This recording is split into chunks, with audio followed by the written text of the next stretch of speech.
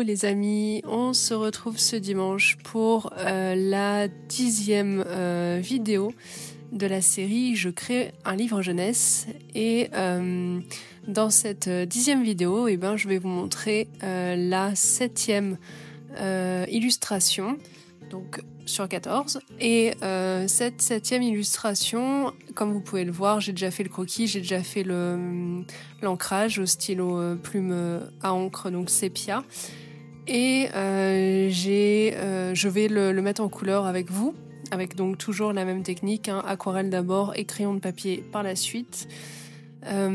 Pourquoi j'ai fait le croquis, l'ancrage avant de filmer, c'est parce que en ce moment on est en plein déménagement, comme je vous l'avais dit il y a 2 semaines, et c'est un peu galère de trouver du temps pour tout faire. Et du coup, je m'étais dit que j'allais avancer hors caméra parce que j'avance toujours un peu plus vite. Et du coup, j'ai décidé de faire les croquis pour cette illustration qui se passe en 2 temps. Et de prendre mon temps pour faire la mise en couleur avec vous filmée. Donc vous pouvez voir que le format est légèrement différent pour cette illustration, donc c'est toujours format A4, toujours format portrait, donc vertical, mais pour casser un peu le rythme de toujours faire des vues comme ça justement en format portrait, j'ai trouvé l'astuce assez simple de couper la feuille en 2 en fait, de faire 2 petites illustrations les unes au-dessus des autres. Pour présenter donc 7 personnages. Donc dans le dernier épisode, c'était les 2 boîtes aux lettres, et dans l'avant-dernier, c'était la présentation des enfants Mulopin. Il y en avait déjà 5 et ça faisait déjà pas mal de monde dans une seule et même illustration. Et j'avais peur que ce soit redondant de montrer de nouveau beaucoup de personnages dans un même plan et que la construction soit toujours un peu similaire. C'est-à-dire donc montrer plein de personnages les uns à côté des autres avec un premier plan, deuxième plan, troisième plan. Et j'avais envie de changer un peu, même pour moi, pour que ce soit plus sympa à réaliser. Et je me dis que dans le rythme du livre, ça marchera mieux s'il y a plusieurs styles d'illustration, style de mise en page plutôt. Et du coup, m'est venue l'idée de couper en 2 ou en 3 le format. Et vu qu'ils sont 7, j'avais la possibilité de faire soit 3 petites illustrations avec à chaque fois 2 ou 3 personnages, ou alors en faire que 2 avec 3 et 4 personnages. Et comme il y a 3 grands-parents et 4 parents, du coup j'ai préféré les séparer, même si ça fait un peu les grands-parents d'un côté, les parents de l'autre. Au moins ce sera plus facile à décrire aussi dans le texte, à dire dans le premier dessin en haut il y a les grands-parents et dans le dessin du bas il y a les 4 parents. Et du coup j'ai bien aimé construire avec cette contrainte, on va dire contrainte du format plutôt rectangulaire horizontal, et puis de faire une cohérence entre les 2 illustrations, celle du haut, celle du bas. Donc comme vous avez pu voir, j'ai mis ce que je fais tout le temps, je mets une couche d'aquarelle jaune ocre pour donner un ton, une lumière. Et ensuite, une fois que c'est sec, je suis venue faire le fond, que j'ai volontairement laissé assez flou, sans trop de détails, parce que je me suis dit ça va être trop chargé si je fais en plus de ça un fond. Ce que j'avais pas aimé lors d'une autre illustration des Mulopin que je vous avais pas forcément montré, mais c'était la première version des 4 maisons des Mulopin. Je l'avais fait en petit comme ça, petit format, et j'avais trouvé que c'était pas cohérent, ça n'allait pas avec le reste. Du fait que toute la végétation était beaucoup plus petite puisque j'avais moins de place. Et du coup, il n'y avait pas ce côté un peu rond et mignon des autres illustrations, et mis à côté, ça n'allait pas du tout. Donc là, j'ai choisi volontairement de pas faire la forêt en fond, mais de laisser vraiment un côté flou, vert. Laisser place à l'imagination. Parce que vous voyez que déjà là, par exemple, dans cette illustration avec les 3 grands-parents, il y a déjà beaucoup de choses qui se passent. Et si j'avais en plus de ça rajouté un fond, ça aurait été trop difficile. Donc là, j'ai fait les 3 grands-parents. Donc mamie... alors attendez. Ça, c'est mamie Plumety. donc de la famille Passepoil, qui a une salopette jaune et qui fait de la couture, de la broderie en premier plan. Derrière, il y a mamie Flanelle qui étend le linge sur la corde à linge avec la salopette bleue et papy Filou qui est en train de jardiner sur la droite. J'aime beaucoup la façon dont l'illustration est rythmée. Les trois personnages se mettent bien les uns par rapport aux autres. Je trouve que c'est cohérent dans le rythme de lecture de l'illustration.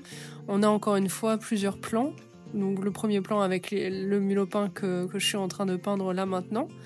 À gauche de l'illustration, et ensuite les yeux vont sur mamie Flanelle qui est juste derrière, et ensuite finissent par papy Filou qui est sur la droite au deuxième plan. Donc j'ai bien aimé, puis j'ai bien aimé aussi les couleurs, vous allez voir, que j'ai choisies, puisqu'on a une grosse majorité de vert. Mais on a aussi des apports de bleu avec les salopettes et des tissus en carreaux rouges qui font qui cassent un peu la monotonie de tous ces couleurs qui tirent plutôt sur le jaune et le vert et le marron. Et du coup, là, on a des couleurs qui tranchent un peu plus, que sont le bleu de la salopette et le rouge des tissus que mamie Flanelle est en train de peindre. Et donc j'ai décidé de peindre les deux en même temps. J'aurais pu faire l'une après l'autre, mais les deux illustrations sont peintes quasi en même temps. Donc dès que j'ai une couleur qui est similaire entre les deux, je l'ai posée directement sur celle du bas aussi, que vous allez voir après. Comme ça, je garde une cohérence de teinte et c'est plus simple comme ça. Donc en fait, il va y avoir plusieurs types de formats, de mise en page plutôt, dans le livre concernant les illustrations. Donc, vous avez déjà vu, on a la vue de loin. Donc, par exemple, la toute première illustration, celle qui montre la souche de l'arbre, la forêt et le petit fripon qui court en bas à gauche. Ça, pour moi, c'est une vue de loin. Il n'y a pas de zoom sur quelque chose, c'est vraiment une vue générale. Donc, on va avoir ça, on va avoir le zoom. Donc, par exemple, la deuxième illustration que je vous ai filmée où on voit fripon courir de très près. Donc, ça, c'est un zoom. Ensuite, on va avoir le format de la double page. Donc, aussi bien à gauche qu'à droite, il va y avoir une illustration qui va courir sur les deux pages et qui va aussi avoir, où il va y avoir une partie texte, mais raccourcie en haut, en général. Et j'ai fait donc ce quatrième format qui va donner une petite respiration et un petit changement bienvenu dans les 14 illustrations, donc que j'ai appelé le split parce que c'est le format qui est séparé en deux petites illustrations. Et donc j'ai pris mes 14 illustrations, donc je les ai listées et j'ai réparti les 4 mises en page pour que ça soit cohérent, qu'on change, qu'on alterne entre vue de loin, zoom, double page et split. Donc j'ai fait à peu près 3 voire 4 mises en page différentes à chaque fois, et je pense j'ai regardé ce que ça faisait avec les illustrations que j'avais faites jusqu'à présent. Je pense que ça marche plutôt bien. Ça fait en sorte que on s'ennuie pas trop de regarder juste une seule mise en page. Donc là, on arrive à la fin de la moitié de ces illustrations d'Émile Aupin. Et comme je vous l'avais, je crois, dit dans une autre vidéo concernant les illustrations d'Émile Aupin, arrivé à la moitié, je vais ne plus filmer. En tout cas, plus filmer comme je filme là les étapes de création des illustrations, parce que tout simplement j'ai envie de garder un peu de mystère dans ce livre, dans ce futur livre. Là je vous partage vraiment toutes les illustrations depuis le début, donc normalement vous avez vu toutes celles que j'ai faites de A à Z. Et par souci de garder la surprise, garder l'émerveillement peut-être, j'espère que vous allez avoir à la découverte du livre, pour garder un peu de surprise si jamais vous êtes tenté de l'acheter, de le commander. Je vais pas, par souci de temps, puisque encore une fois dans à peu près un mois on fait un gros déménagement de 800 km. Donc clairement on va plus trop pouvoir, je vais plus trop pouvoir sortir tout mon matériel pour peindre filmer, faire du montage, parce que mine de rien, le montage me prend quand même une journée, si je mets tout bout à bout. Donc je vais certainement ne plus filmer la façon, enfin les étapes de réalisation des illustrations. J'ai pas encore réfléchi si je vous montrais plus du tout les illustrations ou si je vous ferai parfois des petits reveals comme ça au compte-gouttes de certaines illustrations. J'aimerais bien en garder certaines qui seront une surprise totale une fois que vous aurez le livre. Comme ça, ce sera toujours plus sympa. Dites-moi ce que vous en pensez. Mais moi, je pense que j'aimerais bien que là, j'ai bien aimé vous faire participer. Enfin, en tout cas, vous montrer tout pour qu'on en discute, pour que j'ai vos retours, pour que ce soit sympa à regarder. Et ensuite, qui est comme quand on achète un livre, on n'a pas tout le temps le loisir de regarder toutes les illustrations tout de suite, de les voir, de les connaître de A à Z. Parce que là, comme vous voyez toutes les étapes de la création, vous les connaissez limite aussi bien que moi, quoi, du coup. Et voilà. En tout cas, j'espère que ça vous ira. Vous aurez peut-être des petites updates à gauche, à droite, mais plus de vidéos comme ça. Et je ne finis pas, donc cette 10e vidéo de la série ne marque pas la fin de la série, mais je reprendrai la suite des épisodes une fois que j'aurai fini les 7 prochaines illustrations et que je passerai à la mise en page. Parce que je pense que ça pourrait être très très intéressant de voir une fois que j'ai toutes mes illustrations, comment je les traite sur mon iPad, comment je les retouche, comment je les mets en page, quels effets je rajoute, et puis il y a toute la révision du texte aussi à faire, et puis le choix du papier, le choix du format, le choix de ce qui n'est pas forcément un choix, mais est-ce qu'une maison d'édition accepterait de faire paraître le livre, ou est-ce que je passerai par une campagne de financement pour le publier moi-même. Tout ça, c'est des questions qui sont très intéressantes pour la suite de la série. Mais je pense que faire encore 10 vidéos sur les illustrations, c'est pas trop ce que j'avais envisagé.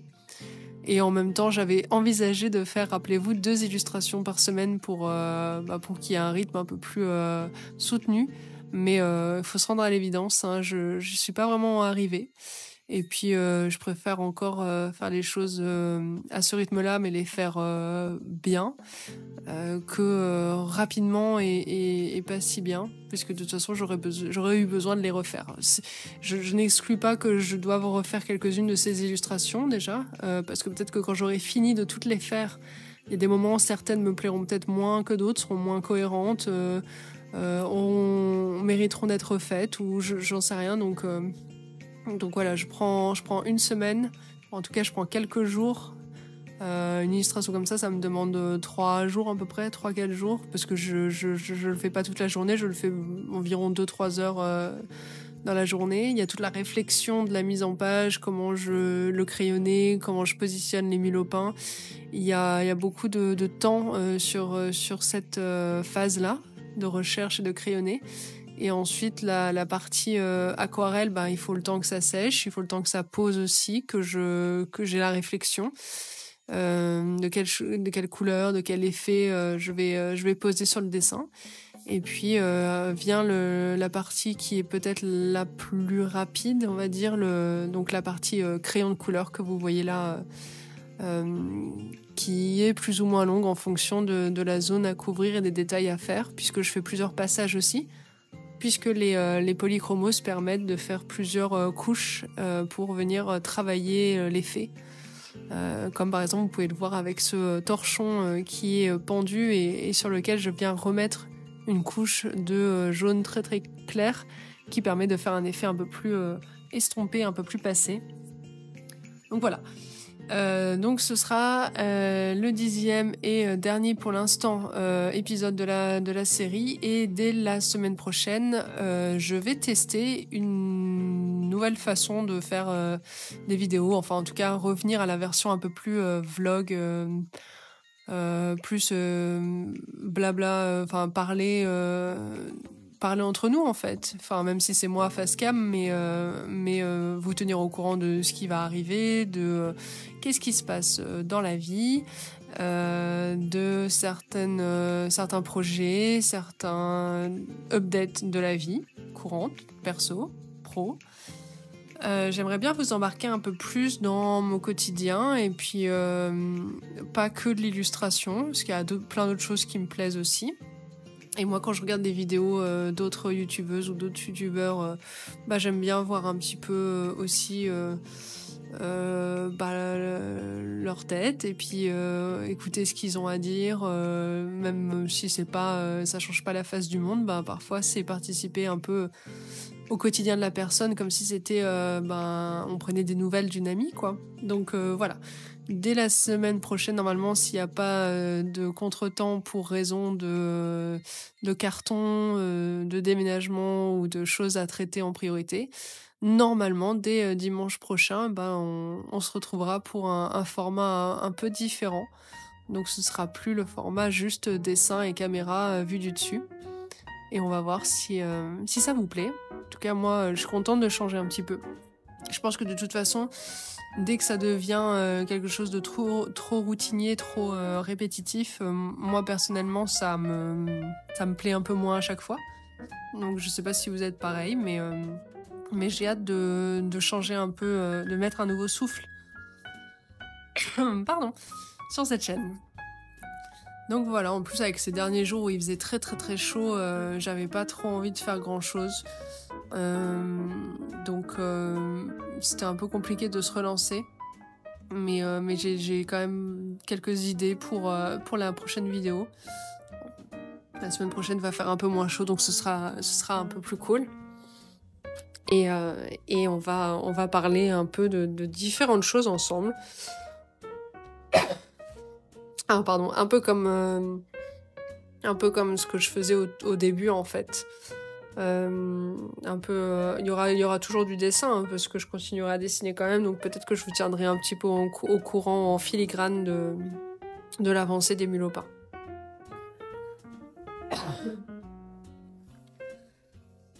Donc voilà pour cette illustration. Donc il y a toute la partie crayon de couleur qui est assez importante quand même parce que je trouvais que ça ressortait pas suffisamment avec l'aquarelle.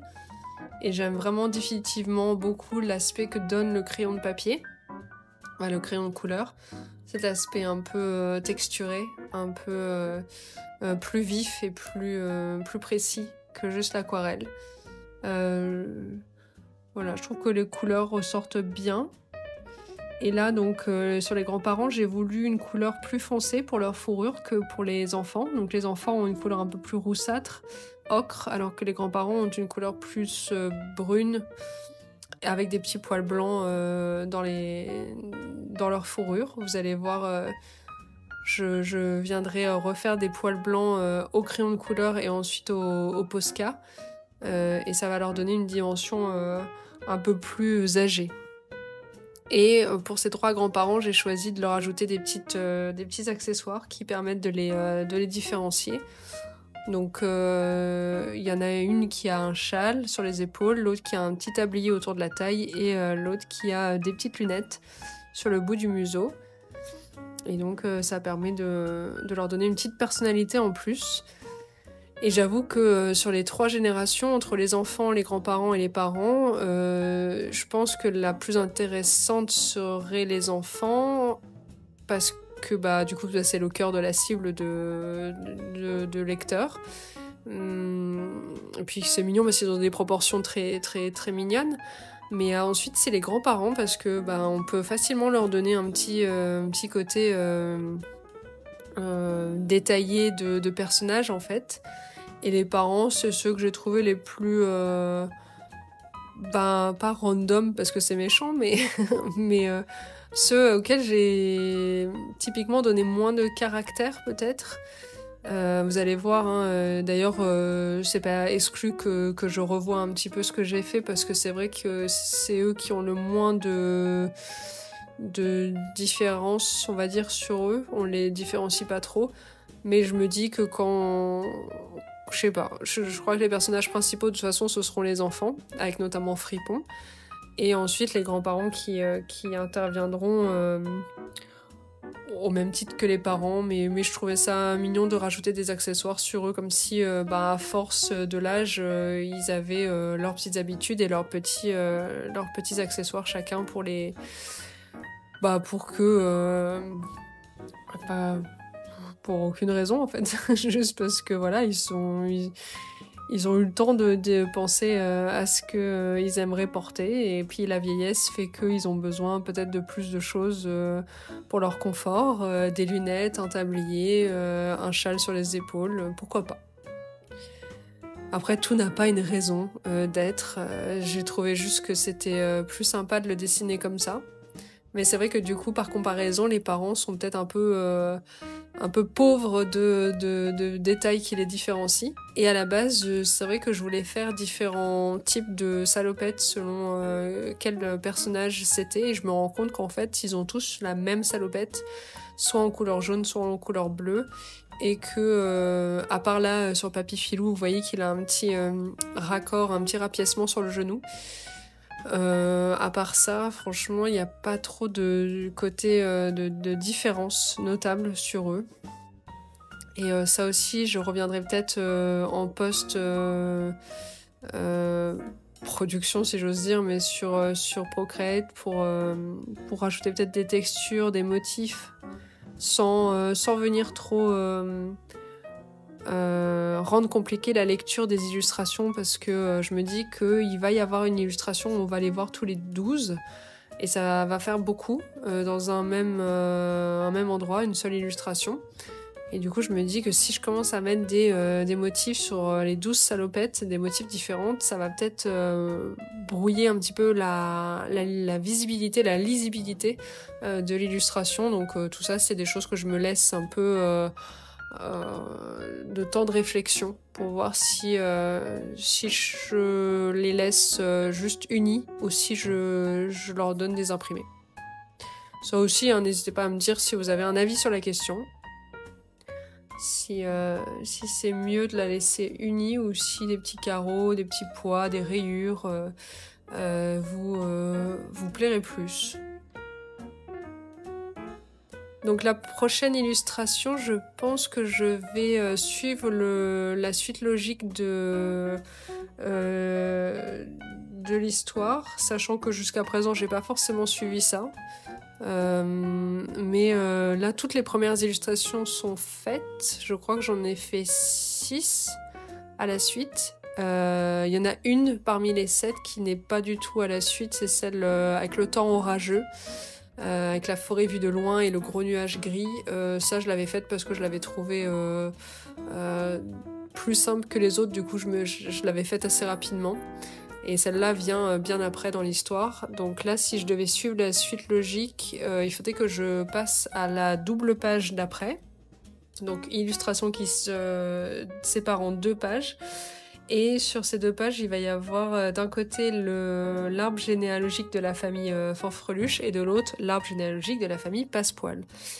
Et ces 2 arbres généalogiques vont pas juste être des arbres lambda, mais un ce sera un buisson de myrtille et un autre un buisson de fraises des bois. Des plants de fraises des bois. Donc tout ça, ça va être joliment imbriqué avec les noms des personnages et leurs portraits. Donc c'est pour ça que je vous disais aussi que vu qu'ils n'ont pas de signes trop distinctifs, en tout cas au niveau de leur tête, à part pour Papy Filou qui a les petites lunettes, il faudra peut-être que à terme je leur trouve quand même à chacun une petite différenciation à rajouter après coup. Donc voilà la première partie de l'illustration que j'aime vraiment bien. J'ai bien aimé la faire et j'aime bien le rendu. Je trouve que le côté flouté du fond dérange pas. Enfin, dites-moi ce que vous en pensez, mais moi je trouve que c'est bien que ce soit laissé comme ça. C'est moins difficile à lire. Après, c'est peut-être un peu moins sympa sur celle du bas.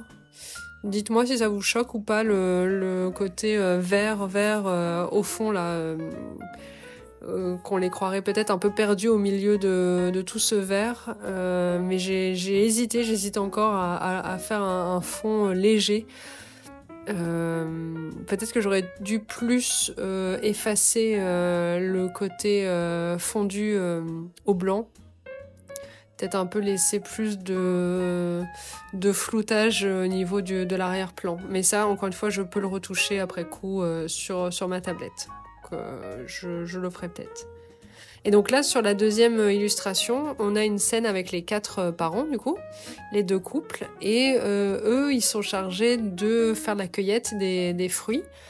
Et donc, ils vont avec leur baluchon et leur petit bout de bois sur l'épaule. Ils vont aller chercher, cueillir, ramasser des myrtilles et des fraises des bois qui sont leurs mes favoris.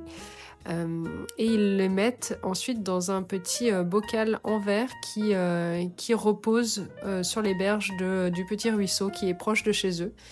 Et donc comme ça, c'est un garde-manger qui garde au frais leurs réserves de nourriture.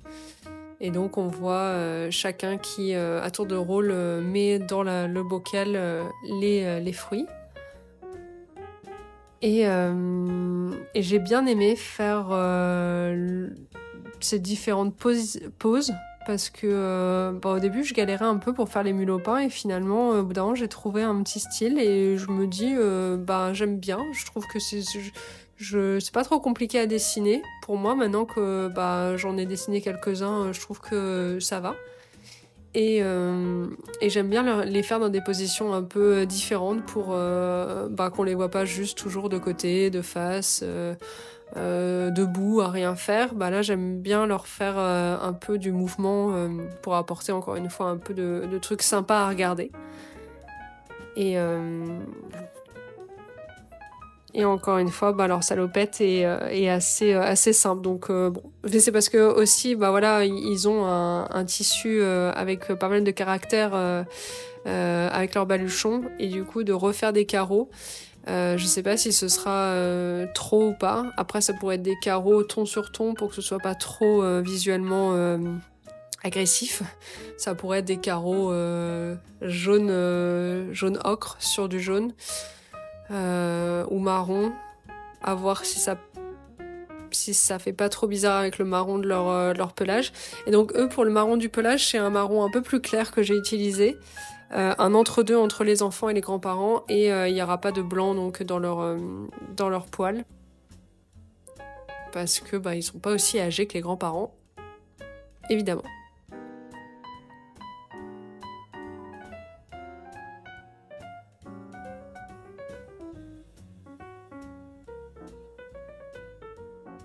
Donc voilà, en tout cas, sachez que dans environ un mois, on sera arrivé donc en Alsace. J'ai vraiment hâte, ça va être vraiment un nouveau chapitre trop cool que j'attendais depuis quelques temps maintenant. Pas que je me plaise pas en Charente, mais pour plein de raisons différentes, ça va être vraiment cool et ça va vraiment nous correspondre bien de vivre là-haut, en Alsace, du coup.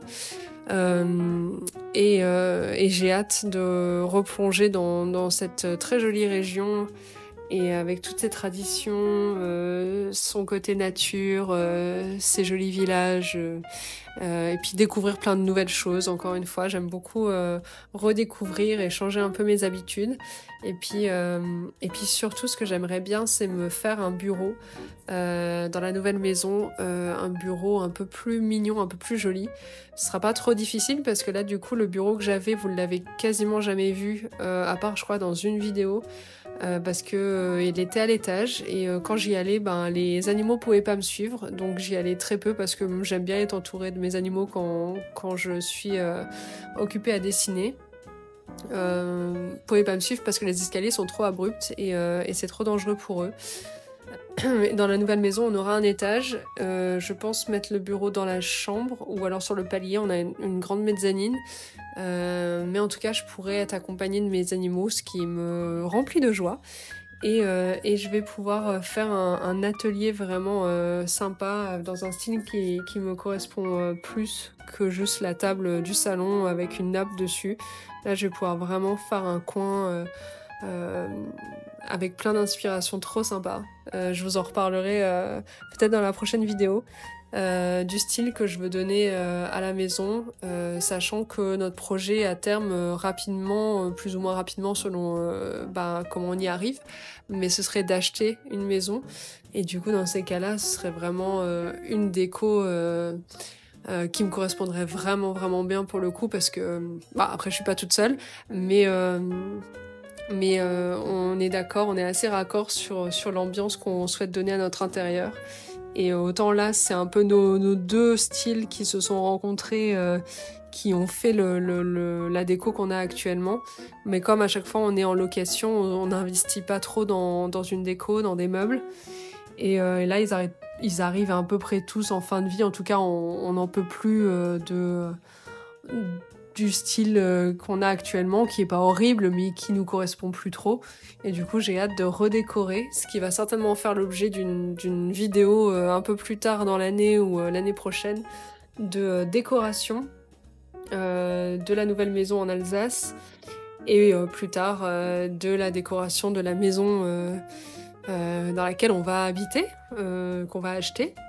Donc à voir ce que l'avenir nous réserve, mais en tout cas j'ai très très hâte de vous montrer la future maison, les environs, vous faire redécouvrir ou découvrir l'Alsace, vous emmener avec moi en balade, vous faire revivre un automne et un hiver en Alsace, parce que je sais qu'ils sont magiques.